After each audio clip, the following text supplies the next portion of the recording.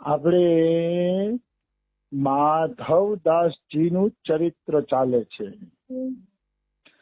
માધવદાસજીના ચરિત્રમાં કાલે આપણે જોયું કે માધવદાસજીની પત્ની ધામ પધારી જાય છે એટલે એ એક નાનકડા છોકરાને મૂકીને જગન્નાથપુરી ભાગી જાય છે. કારણ કે એનો વૈરાગ્ય એટલો પ્રબળ હતો, સંસારથી વૈરાગ્ય થઈ ગયો એટલે જગન્નાથપુરી ભાગી ગયા. અને જગન્નાથપુરી આવી અને સમુદ્રના કિનારે ભજન કરવા માંડ્યા. કોઈ ઓળખાણ હતી નહીં, કોઈ પરિચય હતો નહીં, બસ ભૂખ્યા તરસ્યા સમુદ્રના કિનારે ભજન કરવા માંડ્યા. તો 3 દિવસ અને 3 રાત નીકળી ગઈ ભૂખ્યા તરસ્યા. પછી ભગવાન લક્ષ્મીજીને કહે છે કે જાઓ, તમે થાળ લઈને જાઓ અને એમને જમાડી આવો. આટલે સુધી આપણે ચરિત્ર લીધું હતું. હવે આપણે આગળ વધીએ તો માધવદાસજી કાન્યકુબ્જ બ્રાહ્મણ હતા.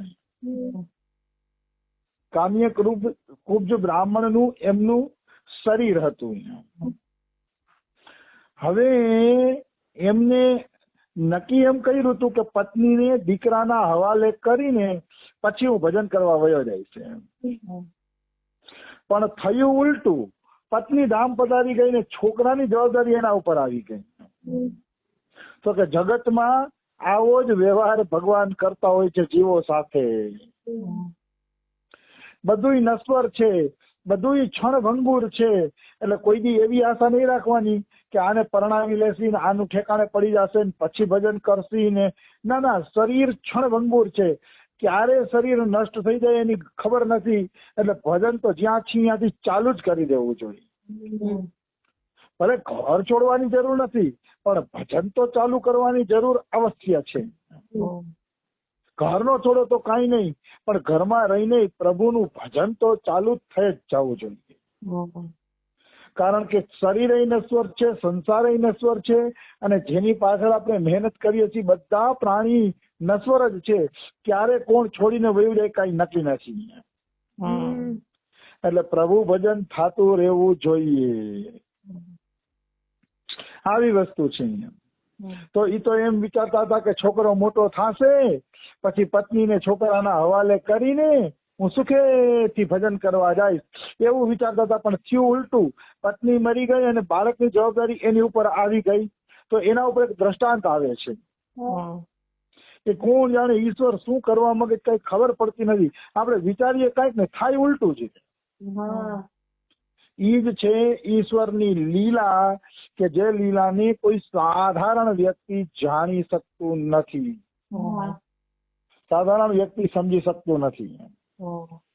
અહીંયા એક દ્રષ્ટાંત આપ્યું છે કે બિચારો એક વ્યક્તિ પગે ચાલીને પોતાના ગામ જતો હતો.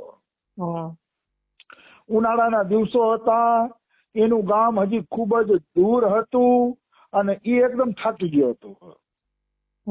હાલવામાં પણ એને કંટાળો ચડતો હતો, કારણ કે હલાતું નહોતું. અને અતિશય થાકોડાના કારણે એ મનમાં વિચારતો હતો કે આ સમયે જો કોઈ ઘોડો મળી જાય ને તો ઘોડા ઉપર ચડીને હું ઘરે પહોંચી જાવી. ઘોડો મળી જાય તો સારું. બિચારો એવું સારું ચિંતન કરતો કરતો હાઈલો જતો હતો. ત્યાં રસ્તા વચ્ચે એને એક પઠાણ મળ્યો. એ જમાનામાં મુસલમાનનું શાસન હતું, એટલે આજે પઠાણ હતો ને રાજાનો ખાસ માણસ હતો. એ પઠાણ ઘોડી ઉપર ચડીને જાતો હતો. તો આ માણસને જોયો ને, આ પથિકને, એટલે પઠાણે કીધું કે મારી ઘોડીએ રસ્તા વચ્ચે બાળકને જન્મ આપ્યો છે અને ઈ બાળક એની મા સાથે હાલી શકતું નથી, હાલવામાં કમજોર છે. કે હાલ તું કે આ ઘોડીના બાળકને તારી માથે ઉપાડી લઈ કે અને સામેના ગામ સુધી લઈ ચાલી ગઈ. હવે પઠાણ રાજાનો સિપાહી હતો એટલે નાઈ નો પડાય, કારણ કે રાજાનો સિપાહીને ખાસ માણસ હતો. ના પાડે તો જેલમાં પુરાવી દે. તો એને ઓલું ઘોડાનું નાનકડું બચ્ચું હતું ને એ બચ્ચું માથે ઉપાડવું પડ્યું. કાંઈ એટલે કાંઈ બોલી હઈ ગો નહીં. પેલા તો રાજાશાહી હતી રાજાકીય એમ થતું ભાઈ લોકશાહી થોડી હતી એ. એટલે ઓલો ઘોડો ઉપાડીને આવ્યો ગયો ને તો મનોમન વિચાર કરતો હતો કે હે ભગવાન તારું કેવું વિચિત્ર વિધાન છે એ કે હું ઘોડા ઉપર બેસવાની વાત કરતો હતો એના બદલે ઘોડો મારા ઉપર બેસી ગયો છે. અરે પ્રભુ મેં વિચાર્યું કાંઈક ને તે કર્યું કાંઈક. આવી જ ઘટના માધવદાસ હારે થઈ. ઈ એમ વિચારતા હતા કે છોકરું મોટું થઈ જાય તો પત્ની ને છોકરાના હવાલે કરીને હું સુખેથી ભજન કરવા જાય. એના બદલે પત્ની મરી ગઈ ને છોકરાનો ભાર એના ઉપર આવી ગયો. મતલબ આ દ્રષ્ટાંતો એમ સાબિત કરે છે કે હારા સમયની વાટ જોવી જોઈએ નહીં. જે મનુષ્ય હારા સમયની વાટ જુએ છે એ ભજન ન કરે તો અમારા બાબા કહે છો.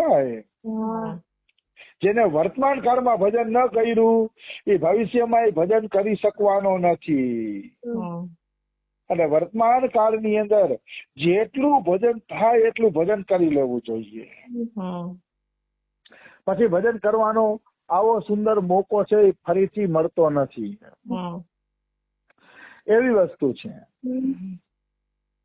તો આ ઘોડાનું અને માધવદાસનું ઉદાહરણ સાબિત કરે છે કે જે કાંઈ પરિસ્થિતિ આવે એ પરિસ્થિતિને નજરઅંદાજ કરીને પ્રભુનું ભજન કરી લેવું જોઈએ. માધવદાસજીને તો વિવેક જાગી ગયો એટલે છોકરાને મૂકીને ભાગી ગયા. ત્યારે છોકરું હતું ખાલી વરહદીનું અને છોકરાને મૂકીને ભજન કરવા ભાગી ગયા. હાલાકી જેને ભક્તિના માર્ગ આરે પરિચય નથી એ લોકો આ વાત સાંભળશે તો એને કઈક થોડુંક વિચિત્ર લાગશે. પણ વાસ્તવમાં આમાં વિચિત્રતા જેવું કઈ છે નહીં. એક જ સિદ્ધાંત યાદ રાખવાનો કે 84 લાખ યોનીના બધા જીવ જંતુનું પાલન પોષણ કેવળ અને કેવળ ભગવાન જ કરે છે. એટલે કોઈ સંત વૈરાગી સંત જો ઘર છોડીને ભજન કરવા નીકળી ગયો હોય તો એના દોષ ન જોવા જોઈએ. કારણ કે એ જેનું પાલન પોષણ નથી કરી શક્યો એનું પાલન પોષણ સ્વયં ભગવાન કરશે. નિશ્ચિત સ્વયં ભગવાન કરશે. એમાં કોઈ કોઈ પણ પ્રકારની શંકા નથી. એટલે મનુષ્યએ ક્યારેય ઘણા સાધુના દોષ જોતા હોય, દયા છે નહીં ને, નિષ્ઠુર છે ને, પત્નીને છોડીને વયા ગયા, બાળકોને છોડીને વયા ગયા. ન જવાય, હું માનું છું ન જવું જોઈએ.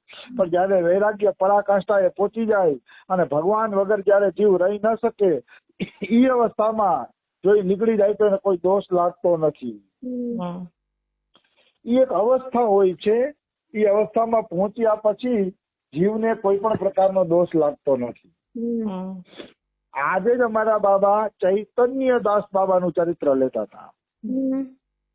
તો જો ચૈતન્ય દાસ બાબાનો એક બે પ્રસંગ એવા આવ્યા કે ઈ આમ શાસ્ત્ર ઉપરના હતા પણ એને દોષ નો લાગ્યો. દોષ એટલે નો લાગ્યો કારણ કે એ બહુ ઊંચી સ્થિતિએ પહોંચેલા હતા. વાત એવી છે કે એકવાર આશ્રમમાં બુહારી કરતા હતા, વાળવાની સેવા કરતા હતા ચૈતન્યદાસ બાબા. તો એને મળવા માટે કાલનાના સિદ્ધ ભગવાન દાસ બાબા આવ્યા. પશ્ચિમ બંગાળમાં કાલના જિલ્લો છે. એ કાલના જિલ્લાની અંદર ભગવાન દાસ બાબા કરીને એક સિદ્ધ મહાપુરુષ રહેતા હતા. એ ભગવાન દાસ બાબા આમને મળવા માટે આવ્યા ચૈતન્યદાસ બાબાને. અને ચૈતન્યદાસ બાબા ત્યારે બુહારી સેવા કરતા હતા. હવે ચૈતન્યદાસ બાબાનો ભાવ એવો છે કે હું ચૈતન્ય મહાપ્રભુની ગોપી છું. હાલાકી અમારા બાબા કે આ પદ્ધતિ શાસ્ત્ર પ્રમાણે નથી, એટલે શાસ્ત્રીય પદ્ધતિ પ્રમાણે નહીં હોવાના કારણે આ પ્રમાણે ભજન કોઈ કરવું ન જોઈએ બને ત્યાં સુધી. આ ચૈતન્ય મહાપ્રભુની ગોપી છું એવું ભજન બે જ વ્યક્તિએ કર્યું છે, નરહરી સરકારે અને ચૈતન્યદાસ બાબાએ. આ બે જ જણાએ આવા ભાવથી ભજન કર્યું છે. બાકી બધાએ કૃષ્ણની ગોપી માનીને જ ભજન કર્યું છે. એટલે ચૈતન્ય મહાપ્રભુની ગોપી બનીને ભજન કરવું અમારા બાબા કે થોડુંક શાસ્ત્રીય નથી, એટલે બને ત્યાં સુધી કોઈ એમાં જાવું ન જોઈએ. તો હવે ચૈતન્ય મહાપ્રભુની ગોપી માનીને ભજન કરતા હતા. તો ભગવાન દાસ બાબા આવ્યા ને તો એને એમ થયું કે આ ઉદ્ધવની જેમ કોઈ મારા ચૈતન્ય મહાપ્રભુને લેવા આવ્યા છે. એટલે એને હાવેણો લઈ અને તલવારની જેમ એની ઊંચો કર્યો એની ઉપર અને કે અચ્છા તું મારા ચૈતન્ય મહાપ્રભુને લેવા આવ્યો છો, મારા પતિને લેવા આવ્યો છો, હું ઈ કે એની ગોપી છું, ઈ કે જોઉં છું કોણ મારા મહાપ્રભુને લઈ જાય છે કેમ કરીને હવે ઊંચો કરી લીધો. ત્યારે છે ને ભાવમાં હતા, એને એમ કે ઉદ્ધવજીની જેમ હા મારા ચૈતન્ય મહાપ્રભુને લેવા આવ્યા છે, તો હવે ઊંચો કરીને મારવા દોડ્યા. સિદ્ધ ભગવાન દાસ બાબાને દુઃખ ન લાગ્યું, કારણ કે એ પણ પહોંચેલી વિભૂતિ હતા. એને ખબર પડી ગઈ કે આ ભાવમાં બોલે છે, અત્યારે ભાવમાં ડૂબેલો છે આ જીવે. એટલે ભગવાન દાસ બાબા કઈ બોલતા નથી, પણ આવી અવસ્થામાં દોષ નથી લાગતો, કારણ કે એ બહુ ઊંચી અવસ્થામાં જીવતા હોય. એક વખત ગ્રહણ પડ્યું ને તો ચૈતન્ય દાસજી નદીમાં સ્નાન કરતા હતા, અનુષ્ઠાન કરતા હતા. તો અનુષ્ઠાનમાં તો શાસ્ત્રના મંત્ર બોલવાના હોય. તો સિદ્ધ ભગવાન ચૈતન્ય દાસ બાબા એવો મંત્ર બોલતા હતા કે હું ચૈતન્ય મહાપ્રભુની ગોપી બની જાઉં, હું ચૈતન્ય મહાપ્રભુની ગોપી બની જાઉં, એવો મંત્ર જપતા હતા. તો બાજુવાળાએ કીધું કે અરે આ કોઈ મંત્ર છે કે શાસ્ત્રમાં તો આવો કોઈ મંત્ર જપવાનું આવતો નથી, કેમ આવો મંત્ર જપો છે? તો ચૈતન્ય દાસ બાબાને ગુસ્સો આવી ગયો કે હું મંત્ર જપું છું એમાં તારું શું જાય છે? મને ગમે છે એટલે હું આ મંત્ર જપું છું, તને ન ગમતો હોય તો તું ન જપજે, પણ મને તો જપવા દે છે એમ કહી અને ગુસ્સો કરે છે. ગુસ્સો કરી અને ફટકારે છે ઓને. એટલે ઓલાને ખબર પડી ગઈ કે ઓહો આ તો ભાવમાં ડૂબેલો જીવ છે અને ચૈતન્ય મહાપ્રભુની ગોપી બનવું છે, એટલે એ તો આવો જ મંત્ર જપશે, આપણે કઈસી મંત્ર નહીં જપે. આવી ભાવનામાં દોષ ન લાગે, કારણ કે ઊંચી સ્થિતિએ પહોંચી ગયા હોય, એને શરીર સંસારથી મતલબ ન હોય, એટલે પછી એને દોષ ન લાગે. એક વાર કોકે ચૈતન્ય દાસ બાબાને કીધું કે હાલો તમારે વ્રજભૂમિમાં આવવું હોય તો કે તમારી ટિકિટ કરાવી દો તો કાલે જ આપણે નીકળીએ. આંબળીથી બેભાન થઈ ગયા, કારણ કે એને રાધા રાણીથી મતલબ નથી, કૃષ્ણથી મતલબ નથી, વ્રજભૂમિથી મતલબ નથી, કારણ કે એ તો એક જ ને માને છે, ચૈતન્ય મહાપ્રભુને. જેમ દ્વારકાના કાનુડાને માનતા હોય એને વ્રજના